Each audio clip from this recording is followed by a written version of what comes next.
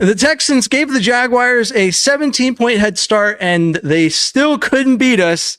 We're talking about that and more on this edition of the Bullpen. He floats one wide open, and there he goes.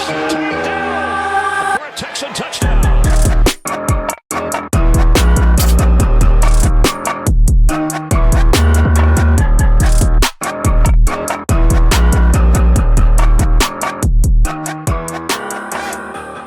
Hello and welcome to the Bullpen. As always, I'm James Roy, and with me is Tom Chavarria. Tom, how are you doing today? Well, it's been a wild day. It's been a comeback Sunday. Awesome game by the Texans. Awesome game by the Rockets. To celebrate, I had a drink because, you needed to have a drink after that game. The fine people at Specs are selling this awesome setup from TX Whiskey. It's got this amazing flag in the background, plus a fine bottle of TX blended whiskey for $30. You absolutely cannot beat it. It was an amazing pour. TX is something that I always keep on the shelf. And then you cannot get enough of this flag back here. H is up. Huge flag. Pretty dope. Other thing, my son's birthday, my oldest, Felix, birthday today, turned 16. Happy birthday, Felix. He promoted me to dad. Got a shout out, Felix. It was a great day. Saw him before the game. And yeah, it was a good time. Sounds like a good time. I feel like you'd pay at least $30 for one of those banners just on Fanatics after shipping and everything. So excellent pull. Not sponsored, but hey, hit us up. Do it, TX. No. I will drink all the whiskey for you. Doing you a favor. Moving product. But yeah, you're right. It's Victory Monday. It's a beautiful day, but it was not all rainbows and butterflies. It was a stressful game. So we'll start with our positives and negatives. Tom, positives, negatives, what do you got? Let's start with the positives. There is still a season to be had for these Texans. Had they not won this game, James would have did a mock draft right now instead of talking about the game. We just would have rolled right into it. And with the number one pick for the Houston Texans, Nick Caserio selects and that's where we would have been because for all intents and purposes, the season would have most likely been over. The hole would have been too deep. You couldn't have climbed out of it. So huge positive there. I think the maturization of Nick Caley as an offensive coordinator. Got to talk about that. This team moved the football probably as well as we've seen all season with a backup quarterback and a backup O-line. Like that says a lot for Nick Caley. I mean, there were some plays that we're going to talk about that were a little innovative, got away from some stuff that didn't work, got some stuff that did work, and, absolutely made Davis Mills look like the number one pick in the draft of his draft over the quarterback that actually got picked number one in his draft. Yeah. The negatives. Go ahead. No. Yeah. Sorry. I was going to say, I agree with you there. Well, thank you. The negatives, special teams. Special teams made this game very difficult. Frank Ross normally runs a really tight ship. You never really feel like they hurt you. They don't always help, but they never really hurt you. Today, you could argue, I would argue that, they put the Texans in a 14-point hole. You take the 14 points off the board from the special teams of the Jaguars, and this isn't even a game. We're talking about something that the Texans probably comfortably win as opposed to, having to do what they had to do with the heroics and stuff like that. I would say another negative is some injuries. Some guys got nicked up. MJ Stewart, who, has become a rotational piece. He's out for the season with a knee. Derek Stingley Jr., he got nicked up, which he's been nicked up all season. It's just, even Davis Mills had this huge swollen non-throwing elbow that he needed like a sleeve to protect it. And it's that time of the season, midway point of the season where, everybody's just banged up and the Texans aren't any different. They had their injuries and they added to it. Yeah. I agree. I think a lot of my positives and negatives will pretty much align with what you said, but I'll start with the negatives because I feel like it kind of feeds into my positive, which is that Jalen Noel initially was not out there for kick and punt return. And didn't get as much run early in the game. So it kind of felt like same old story. But I think that for the first time in a while, there's a lot more positives than negatives. So I'll go down the line. Feeding into that, I felt like we've talked about pretty much since Nick Caley was hired, this adaptability that he's trying to sell us like some sort of snake oil that doesn't really exist and has never really been a thing that he's done. But for the first time, I think it's materialized in this game where we saw Nick Caley. The game didn't start well between the special teams and between Davis Mills' interception. The Texans literally did everything in their power to try and hand the game to the Jags for like the first quarter of the game. And then I felt like the middle, quarters were pretty back and forth, pretty uneventful, normal football. But I think that at the end of the day, one of the biggest things that helped this team win was that, feeding into one of the other positives, red zone scoring. The Texans put up 4 red zone touchdowns today. They got inside the 20-yard line and scored 4 touchdowns. And that on one of them, the game-winning touchdown, they literally went down to the 2-yard line, got 3 consecutive false start penalties, and moved themselves back to like a 1st and 15, and still managed to get the touchdown there. That's a huge development for this team. But I think one of the big things throughout the game was, I think a lot of people, there was people resigning as Texans fans on Twitter at halftime. I don't know if you saw that post. Like I almost retweeted it. I was like, I'm just gonna let this guy, it was a whole, people take a screenshot of their notes app and they're like, I would like to thank the Texans for all this time that I've spent rooting for them. And I'm always a fan, but I'm going to take a time off until next season is basically what this guy said. I'll still watch the games, but I don't even know what he means. Like, I don't know where you get to the point where you feel so important that you need to write a statement about how you're resigning from being a Texans fan. But anyways, it was getting pretty bad at the half. I think Texans Jacob has had very adverse views of CJ Stroud. And at one point in the first half, he was like, man, this really makes me wonder why I ever questioned CJ Stroud as a quarterback. Like, this is awful. Hate it. But the progression of this offense throughout this game, and in case y'all hadn't seen, we were on Playback TV watching back film. We did on Friday an impromptu one where we watched back the previous Jaguars game. And between then and now, this Texans offense, whether you want to believe it or not, has massively improved. So I'm not surprised at this, but the fact that Nick Caley actually showed that adaptability, made adjustments, found a scheme that worked.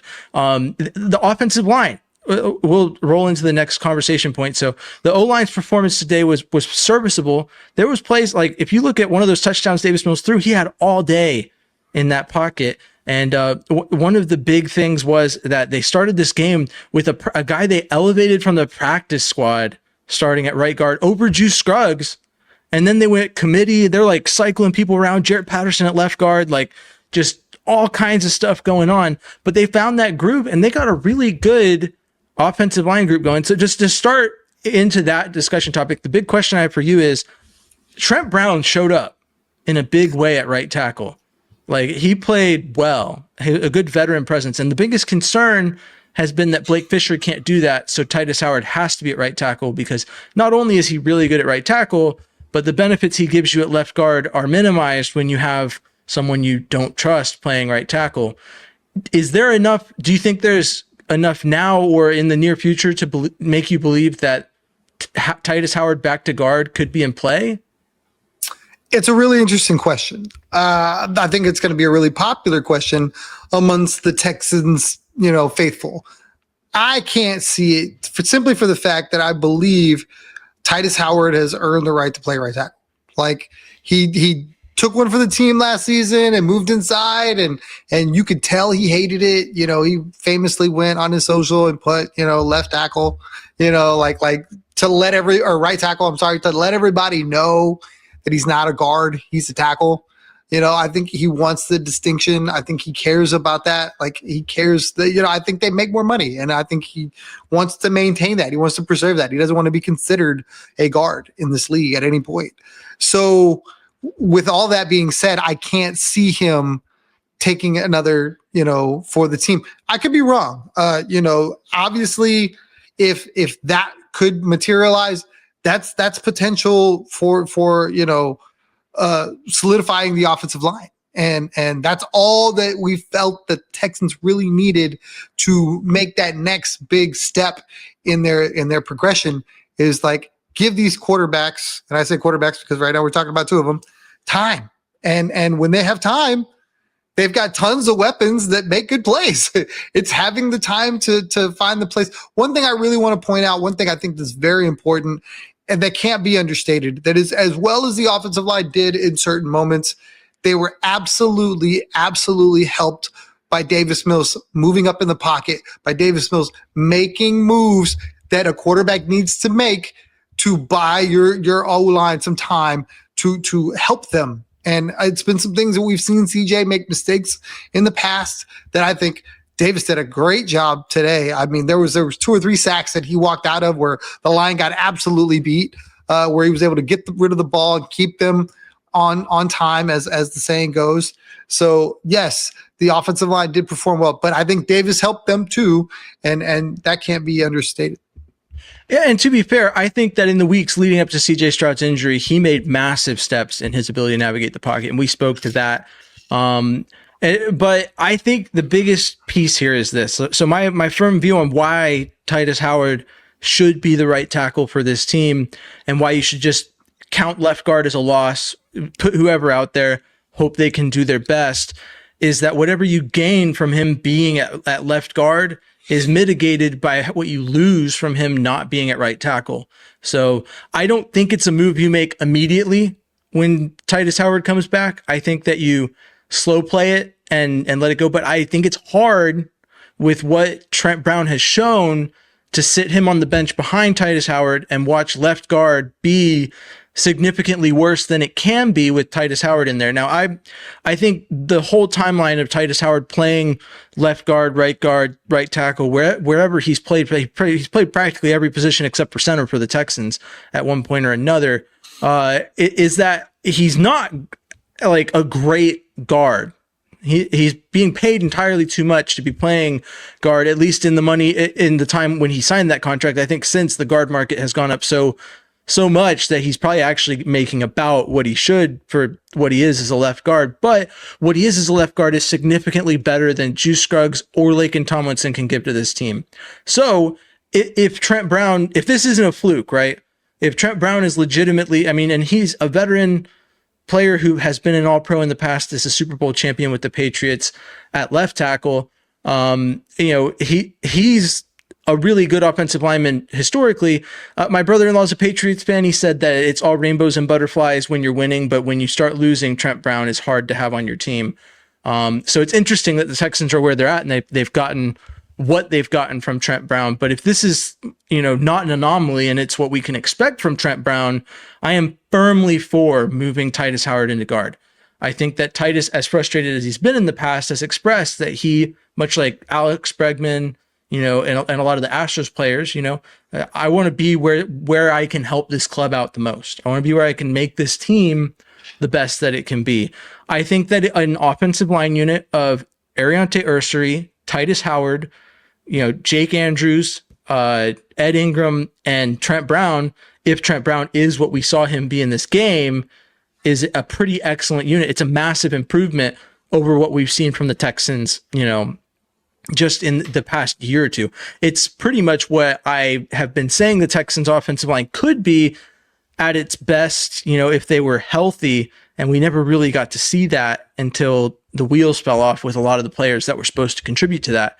So the one win that Nick Caserio has, because for me, every time the Texans do poorly this season, I can trace the strings and I can go to Nick Caserio. I can follow every piece of every single breadcrumb, every single indicator, and go, Nick Caserio is why this happened. And so his only win in that department, his defensible position, is that Jake Andrews is still starting. I wouldn't say that he's been like on top of the world as a center. He's just been a very serviceable starter at center. And that Ed Ingram has been one of the best guards in football.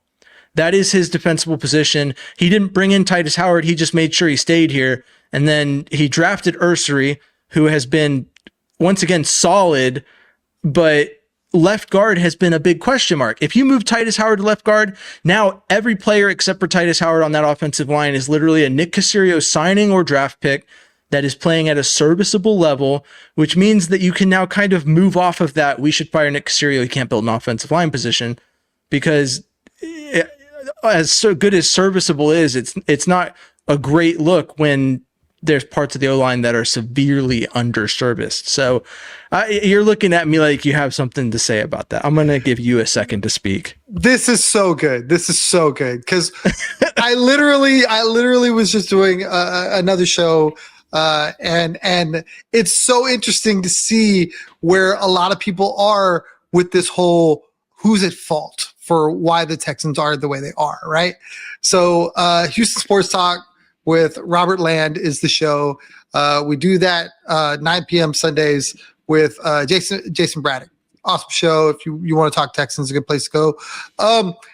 He's very adamant that the Texans are a DeMeco Ryans problem, and that he should be held accountable for why they are not producing, why they're not disciplined. And if there is somebody at the chopping block, it should be DeMeco Ryans, and that Nick Caserio is not at fault. That Nick Caserio has given him the pieces with which to work, and he's not done it well. And it's so interesting because I believe they're a package deal. I don't believe that you fire Nick Caserio and keep DeMeco Ryans. I don't believe that you fire DeMeco Ryans and you keep Nick Caserio, because they have together created this monster. Now, if you don't like the offensive line and you feel like, okay, Nick Caserio's got to do a better job with the offensive line, you're right. I agree. However, he's also giving DeMeco all the tools he needs to make the best defense in all of football. So if he would have stopped doing that to focus on the offensive line, maybe they would have been better. But then he would not have been giving his head coach what he asked for to be able to do what he wanted to do. Now, we can talk all day about how that's probably wrong or right or whatever. But in any scenario, for me only, I think you can't divide them. You can't go DeMeco, Caserio, one or the other. They got to go because his team should be better than they are. Because they work together so much so that while some people think that BJ, Bieniemy, the writer, feels that DeMeco Ryans is the most powerful dude not named McNair with the Texans. Those were his words. He quoted it. Most powerful dude. Nothing happens without his say so. And if that's the case, then yeah. He's the guy. He built this. If you want to fire somebody for the reason the offensive line's bad, it should be DeMeco. And that's what Robert's saying. You're on the other side going, oh no, this is a Caserio thing. His job's on the line too. And he's picking these players. And there's no way that if Caserio's picking these players that I should hold DeMeco responsible for it, and that you need to get Caserio out the building. And I just think it's fascinating. That's the only reason for my look. I think it's awesome that y'all are on both sides of the spectrum, and I'm smack dab in the middle. And here's something to argue right against that point, which is this. I mean, I think to an extent you can look at the defensive performance and accredit it in some way to Nick Caserio. He's helped DeMeco build the personnel they need, but that group has been resilient and has managed to, do things that are indicative of great coaching. So that group has overcome a lot of issues that have arisen from personnel going away and stuff. They've been very resilient, whereas the offense probably does a lot better if the O-line isn't as bad as it is. And so I've told you this before. I've said it on the show. My view on why it's Nick Caserio is that the McNairs have a choice to make at the end of this season. If we get to the end of the season and the O-line issue is severely, as severely bad as it's been, and you're looking at a team and you ask yourself the question, is the O-line, or are we one O-line away from being a Super Bowl contender? And if the answer is yes, do you want to give the keys to someone who has shown no ability to structure an offensive line that the offensive coordinator can use in order to build their offense around it? Do you want to give the keys to that guy to have another shot at it? And I think there's a lot of factors at play. CJ Stroud is, and this is a conversation that happened like way early in the season in terms of like, if the Texans don't help CJ Stroud out, is he going to want to sign a contract extension with the Texans? There's a lot of deeper implications in the discussion of if you believe that the offensive line is the issue, which I think is where I've shifted my mentality towards, then I think you can separate D'Amico from Nick, because if you separate D'Amico from Nick, you keep the guy who's been the architect of one of the best defenses in the league for the past 3 years. And then you bring in a guy who has maybe, obviously this is hypothetical because it's not going to happen, but like you would look at like Howie Roseman for the Eagles and you go, I want a guy, I would want him, but I would want a guy like him because he's built an offensive line that has played really well for the Eagles. And it's been the cornerstone. Their trenches in general, offensive and defensive line, have been a cornerstone for how that team functions. And it's why they're champions. So I think that that's the deeper thing. If the McNairs are like, oh, well, the offensive line is close, then you still ask yourself that question, but I think you feel maybe a little more comfortable. You're like, well, D'Amico and Nick have gotten to this point, so you kind of have to ride with them and see what Nick does to fix this problem. And I mean, there is a universe where at the end of the season, the only thing to fix is left guard. You decide whether or not you want to keep Titus Howard at right tackle or Trent Brown. I don't know. I think it's obviously Titus Howard if you're choosing between the two. And then you figure out your game plan for getting a left guard, whether you want to draft a guy and put him in there. There's a Penn State offensive lineman that's looking pretty good. Or you want to go into free agency and go all in on a known commodity at guard. There's a lot of factors to it, but if it's the whole offensive line needs to be revamped, I don't want Nick Caserio anywhere near that. I don't want to trust him with any part of that. And that's acknowledging he's been really good at building the rest of the roster. If it comes down to it and O-line is what you need, you cannot trust him to do it, which means that you basically would I would equate it to like the Cowboys in the 90s where they handed, a ready-made roster that Jimmy Johnson had just won a championship with, handed it off to the next coach. And then there's always that question of, is that coach actually good, or did he just take what, Jimmy Johnson's team and go win a championship? And the answer is obviously that he took Jimmy Johnson's team and won a championship. Because that's what happened. So do you want a championship? Sure. Bring in a guy who can build an offensive line and then let us take Nick Caserio's team into that championship. I don't care. That's my personal belief, but I think that there's some people, I don't think it's consensus, and I don't know what the consensus in the fan base is in terms of what the issue is, but I'm putting it on Caserio right now. To me, the consensus is where you're at. To me, everybody is just so hyper-focused on the offensive line that it's like Caserio can't do that. Overlooking the fact that he drafted all of these studs to this team. And that's to include Ariante Ursary, who played well today or Sunday against a dude that absolutely destroyed him in the beginning of the season.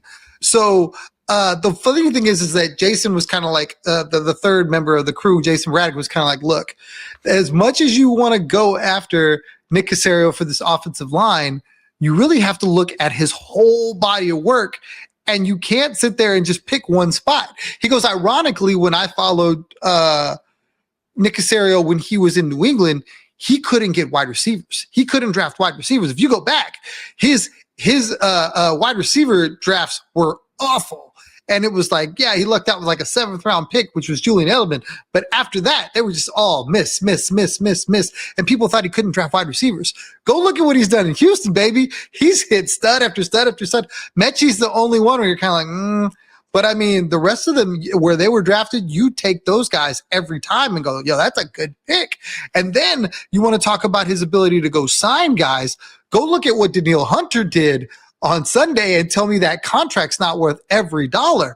Then go look at Nico Collins' contract and say that's not the best wide receiver contract in football. That's your general manager, right? Like every contract after Nico just looks worse and worse and worse when you see the one-handed grab he made on the edge of the end zone that is like one of one. A lot of people don't give him credit for drafting Derek Stingley Jr. Everybody said he was crazy. Sauce Gardner was the guy, and he needed to get Sauce Gardner. Sauce Gardner's been traded. and hasn't looked good. So for all the noise about the offensive line and whether or not he can fix it, I think he's a very smart guy that's shown when he is hyper focused in something, he's going to put the full weight of it to it and do well. I think right now, the offensive line is something that I don't think they saw being unserviceable when the season started. It's funny how everybody wants to go, if you go on social, go back and look at all his comments in the offseason about the offensive line, like he knew they'd be this bad. No one knew they'd be this bad. We thought, oh man, they got a left tackle. Let's ride. We're going to be good. And they'll figure it out. They got a new offensive line coach, a new offensive coordinator, studs. And a month in, Nick Caley needed to get a plane ticket out of Houston fast. Now you look at him today and you go, hey, Nick Caley might be onto something, but that was the maturation that needed to happen. A lot like Ariante Ursary, he had to grow up. And I think that if you're gonna like just dismiss Nick Caserio for being able to do this offensive line thing, when really, I mean, he hasn't really, we haven't seen him take that step in there. Yes, he missed on Kenyon Green. We get it. Anybody that tells you that they get every draft pick right, they're lying to you. You're going to grade some guys. You're going to say this guy is a can't miss, and he's going to bust. It just happens.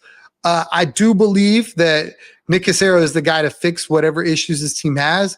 I think he's proven it, and I think he's, if nothing else, look at the contracts that he signed and how well he's done managing money. Like, their money constantly rolls. The prove it deals, they work. He's done such a good job getting them out of cap hell, and nobody wants to talk about it. But if you want to know the metal, of where Nick Caserio is, and it's the last thing I'll say of how good of a GM he is, he took Deshaun Watson, who had 87 million sexual assault cases, and traded that man for a absolute haul when no one thought you could get anything for him. That right there should dismiss any Nick Caserio issues you should have, because there's no way. Look at what that trade looks like now. It looks like one of the worst trades in the history of football based on what they got, what they turned those picks into versus what Deshaun Watson has been for the Cleveland Browns. Yeah, I mean, like I said, I agree. Everything else has been great. And to be fair, like I said, it would have to be a position where you're like, the offensive line needs to be completely rebuilt. Do we trust Nick to do it? And my answer is no. If the answer is no, I think you have to move on. So I don't think it'll get to that point. And I think one of the big reasons it won't is the performance we got from Trent Brown today. I think could bump this offensive line in a direction where it's above, more at least average, more than serviceable, I would say, if Trent Brown is ready to play high level football. So I think that the O-line's trending in the right direction. And it kind of brings up another point to be made, which is that the Texans lost to them earlier this season, in week 3. And now they've beaten them. The Jaguars are sitting at 5-4. How much legitimacy do you lend to this win in terms of how it affects your view of this Texans team being back on track? So let me flesh out the question real quick. So when I look at this schedule, and we've talked about it before, I have teams that are should wins, which are teams like the Texans have this season beaten teams that they should beat. They've obviously split the Jaguars, and I counted them as a should win in this case, and I did last time. It's really the only one that's kind of been up in the air. But I would put them in that category, which means that to this point, the Texans have not won a game. They obviously now have a 1-score game win, which is nice, but all the other 1-score games were against legitimate contenders that I thought the Texans, could have tipped the scales and beaten. So how does a win against the Jaguars, putting the Texans at 4-5, going into a game that they should win against the Titans? Obviously, there's the division. I have to clarify that every time. There's the divisional air to it. It's not a guaranteed win, but it is a game that the Texans certainly have the capability of winning. This team, potentially at 5-5 after next week, but at 4-5 right now. How do you view them after this win? I mean, I view them the same way I said I would view them if they won one of these 2 games between Denver and Jacksonville and got to 4-5. anyway. I really think, like, when you look at the team, like we've talked about, there's very few games that they're not in. So then it's a question of, can they score enough points to beat teams that they're supposed to beat, or beat teams that they're not supposed to beat? And you see it all over the league. There's a lot of parity right now. I mean, we're talking about the Texans and games they should win, right? I think last week, Buffalo's not a win for a lot of people. Then Buffalo gets beat by the Dolphins by 17.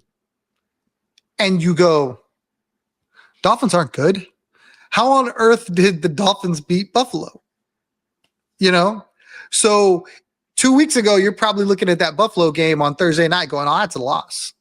And now I don't see how you can do that, especially if CJ comes back and they look as good offensively as they did with Davis Mills at the helm.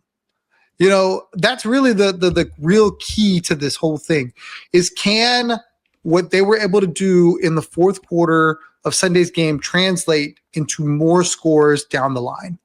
If the offense still looks dysfunctional, then, you know, we're probably talking about mock draft season.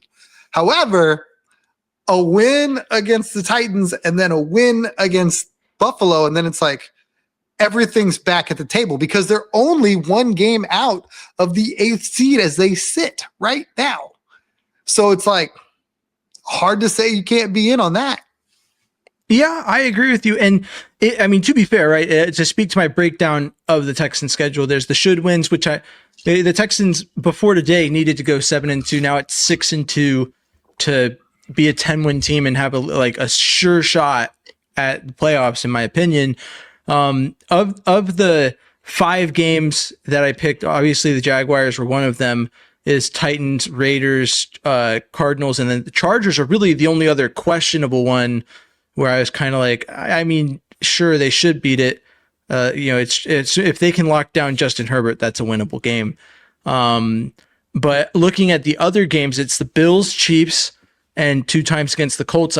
I count the Bills as one of the harder games, but based off of last season, like, this is a Bills team that crumbles whenever it faces a stout defense. So the Texans had the same offensive woes they have now last year, and they won that game.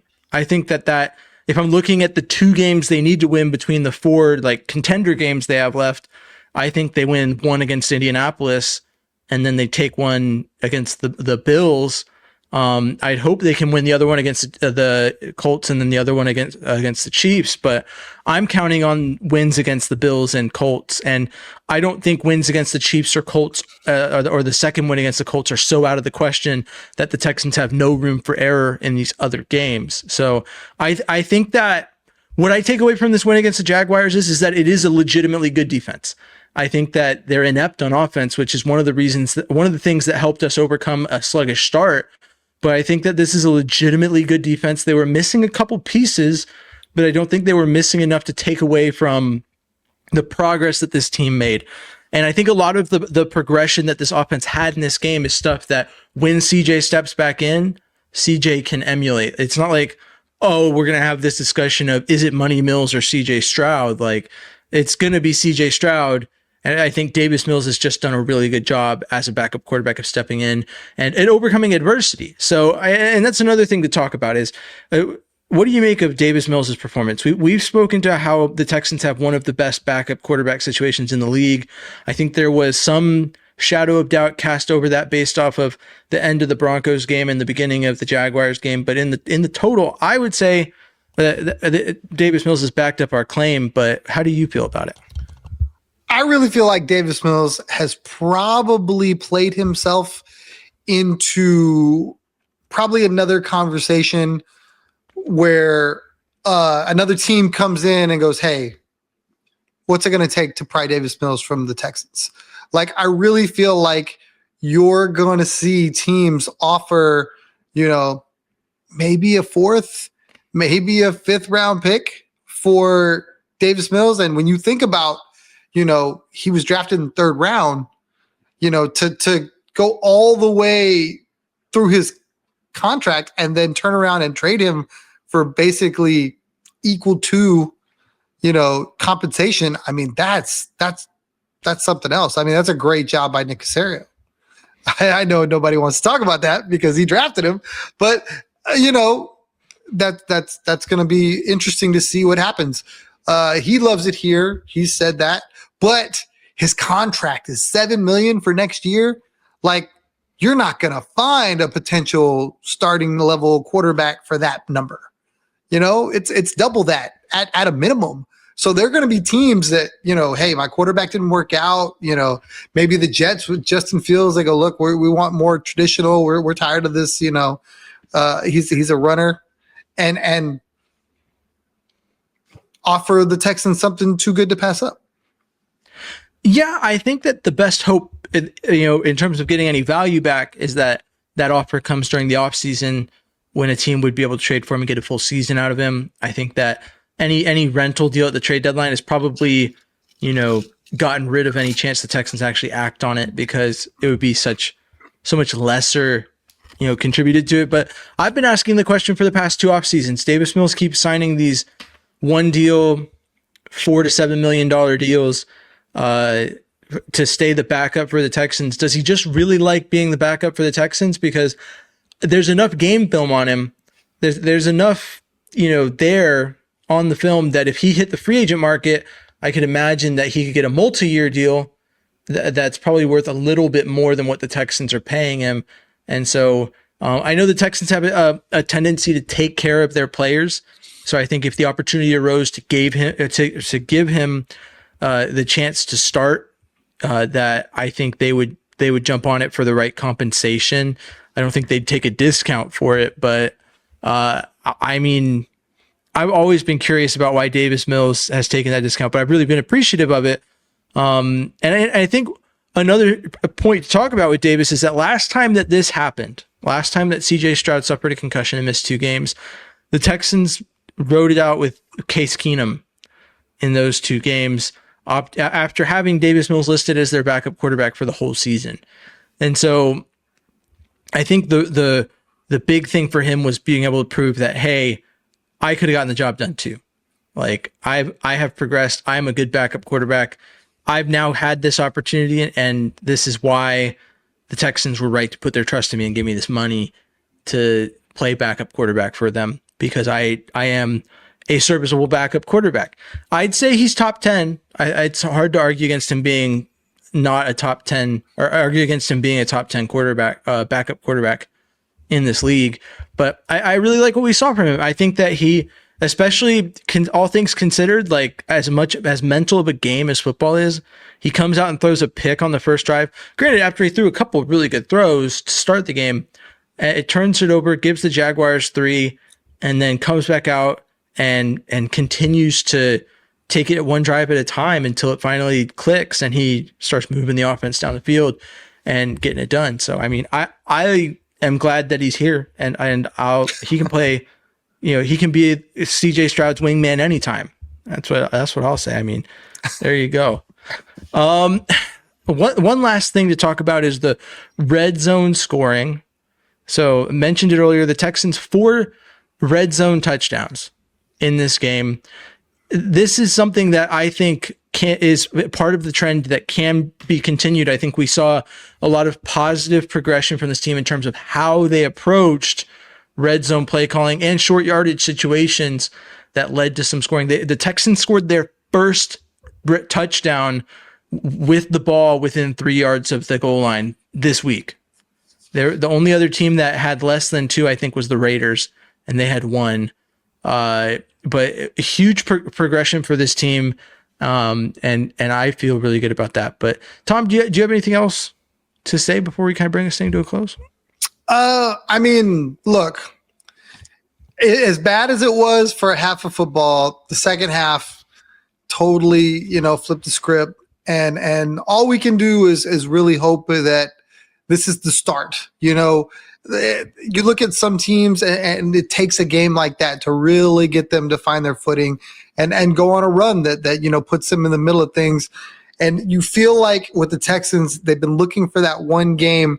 They go, that was the point where, things turned around, and they hadn't really had it yet. I mean, they played some good football games, but it never felt like this. I think this game could go a long way for this team to go, look, we were on the mat. We were out. We were down. People were leaving, counting us out. And, we got off the mat. We kept fighting, and we got it done.